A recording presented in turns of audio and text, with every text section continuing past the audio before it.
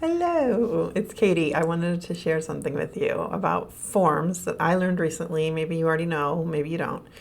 Um, but I'm starting at the My Apps page. Did you know about this? myapps.microsoft.com. It's a great page to have bookmarked because it's got links to all of the apps at our district, and one of those is forms.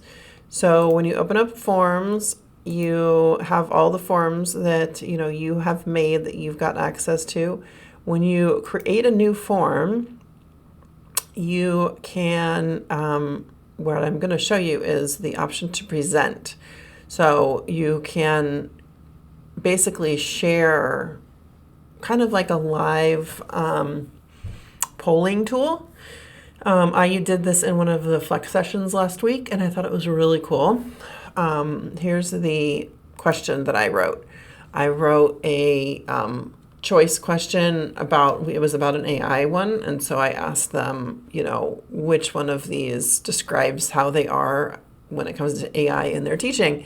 And so, I created the question beforehand, and then during the session itself, you hit this present button. And then it gives you the QR code. So then this was the screen that I was sharing in the Zoom session. It gives them the QR code to scan. It gives a link that can be copied and pasted into the Zoom chat window.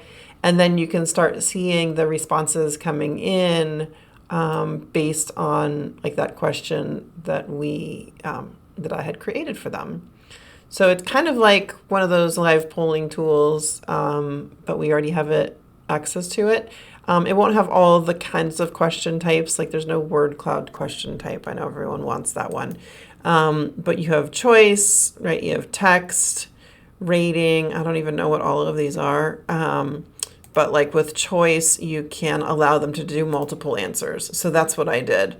I allowed them, this one is a multiple answer choice form.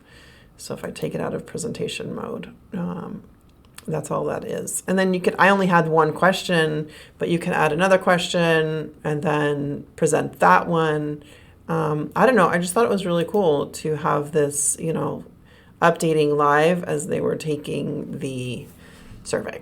So I just wanted to share that with you. We have access to it already as part of our Office 365, Microsoft Forms.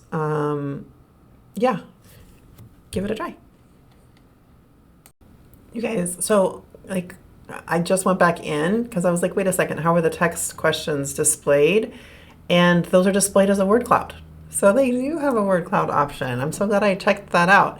So I just created like a one question, how are you feeling today? And let's do this. And then I'm going to go in and take it. As you can see, it doesn't have any responses yet. So let me just real quick scan it, put something in here. Hold up. It's thinking. And hold on. So let me turn this so that I can, one thing that you want to do with this is set it so that anyone can respond so that it doesn't require them to sign in, because otherwise it's a pain in the butt. I mean, it just takes longer. You know what I mean? So do that, do this, shouldn't make me sign in.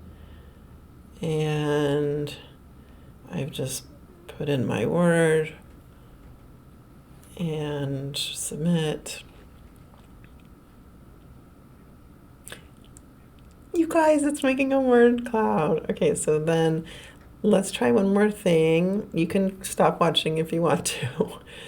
I'm gonna try another one.